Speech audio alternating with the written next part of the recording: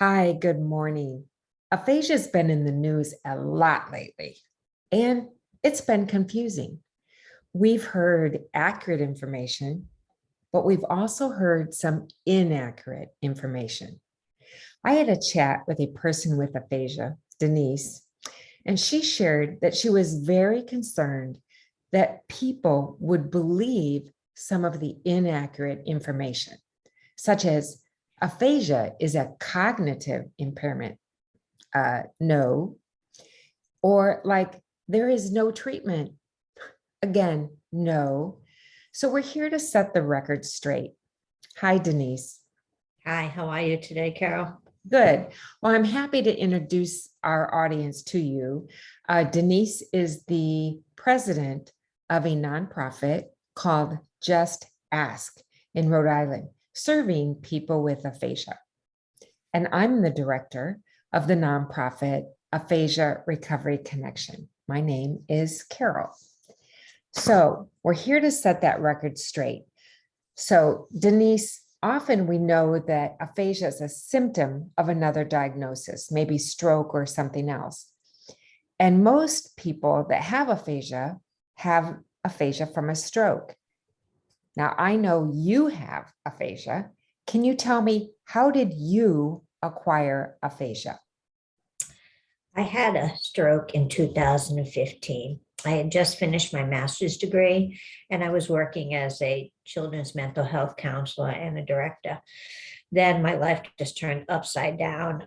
It was very frustrating and depressing because aphasia impacted my speech, reading, and writing. I was unable to return to that position. So I want our audience to understand this. So we've heard that aphasia is a cognitive impairment, which is inaccurate. Denise, does aphasia from a stroke cause a cognitive deficit? I'm still intelligent. I use accommodations so I can be as independent as possible. It may take me a little while longer than it used to, but I get things done. In fact, you're doing a conference in Rhode Island that you've been doing annually now for 4 years. You are attending and speaking at ASHA. You are also going to IARC, another great big aphasia conference. You're doing so much, and you're leading a nonprofit. So hats off to you. It's clear that you're very competent. You're still a leader, but your aphasia has impacted you enough that your role as a mental health counselor, that has changed, because aphasia still does impact you, but you're still smart and competent. So here's the next question I have for you. The news has said aphasia can affect cognition. So the question is, sometimes might aphasia impact cognitive abilities?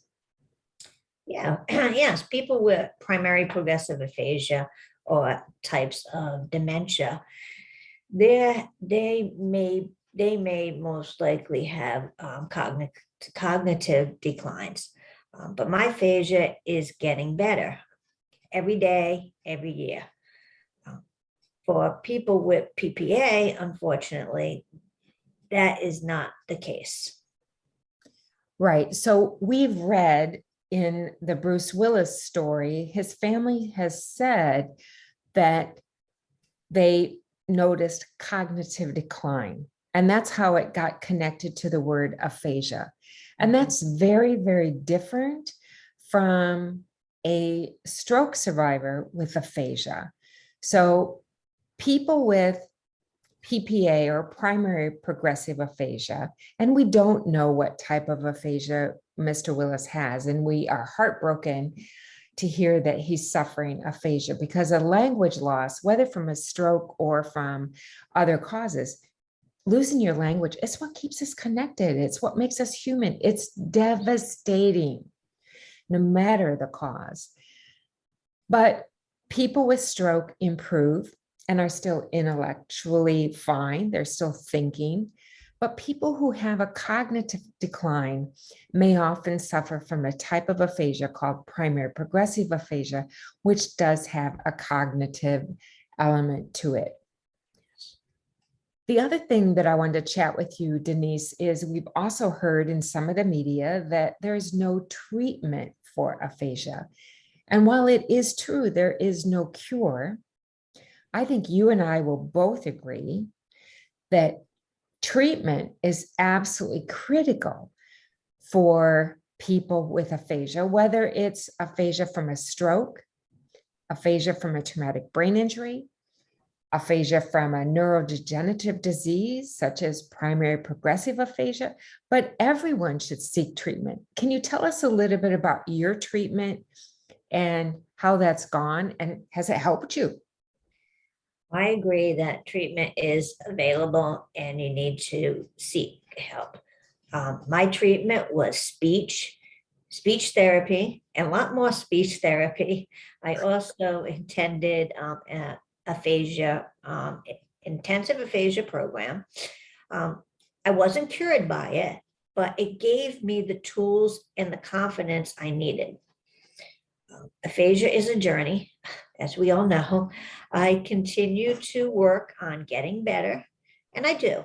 I encourage all people who have aphasia, any type, to never give up. You can improve, a lot of effort, a lot of time, but just never give up. I think that is so true. There is hope for people with aphasia. Never give up, stay determined, be persistent, like Denise.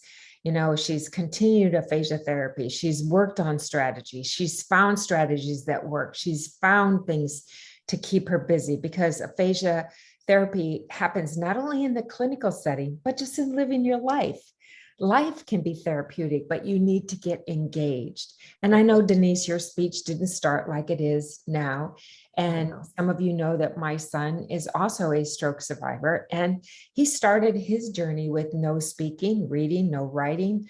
In fact, this story sort of hit a nerve with me, Denise, because when my son went back to school after his stroke, they moved him from the gifted program into a classroom with children that had cognitive deficits like Down syndrome and whatnot. So kids thought, and some of the teachers thought, that David went from being one of the smartest in the class to not being very smart at all, because he couldn't read, he couldn't write, he couldn't do those things.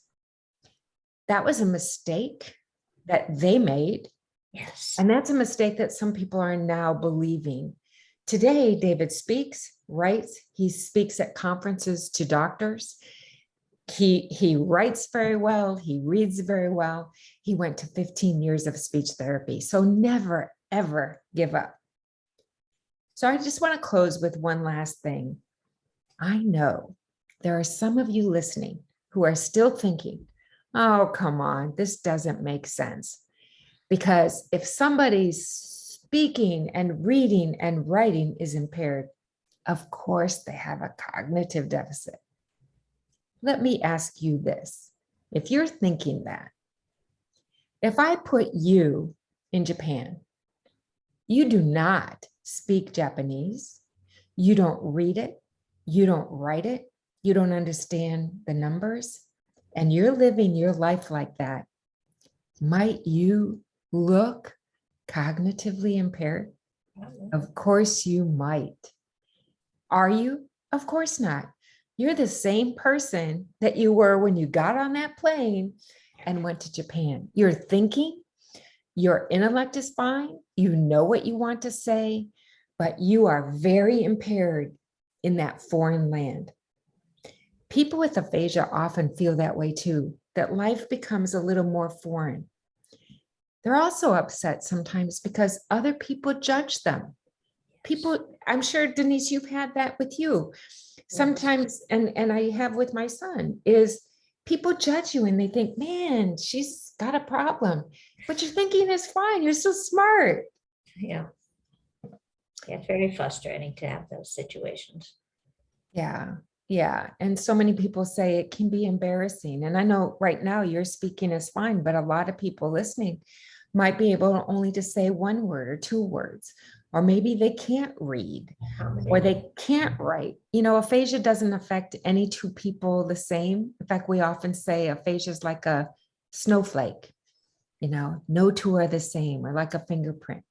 So Yes. bottom line is, let's just review. There's treatment. There is hope for people with aphasia. Normally, aphasia doesn't affect people's intelligence. Most people with aphasia are stroke survivors. That's the most common cause. Their intellect is fine. They're still thinking. They're still smart.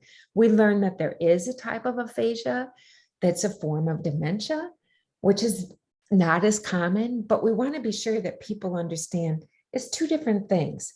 People Absolutely. with stroke get better and their thinking is fine, just like if I put you in Japan. People with primary progressive aphasia will show with a slow cognitive decline. And that's a very challenging type of aphasia. But no matter what type of aphasia somebody has, everyone should seek treatment. Hats off to the many speech and language pathologists, as they do a good job in treating aphasia. And Denise, you're a great example of that. So thank you so much. Keep hope alive. Stay determined. All right. Thank you, Carol. So I'm going to post the link to Just Ask Rhode Island in the post, so you can learn a little bit more about the nonprofit that Denise started. And of course, I'll also post the one for Aphasia Recovery Connection. Stay connected. Be aphasia aware. Get educated. Get the right information. Thanks so much. Thank you.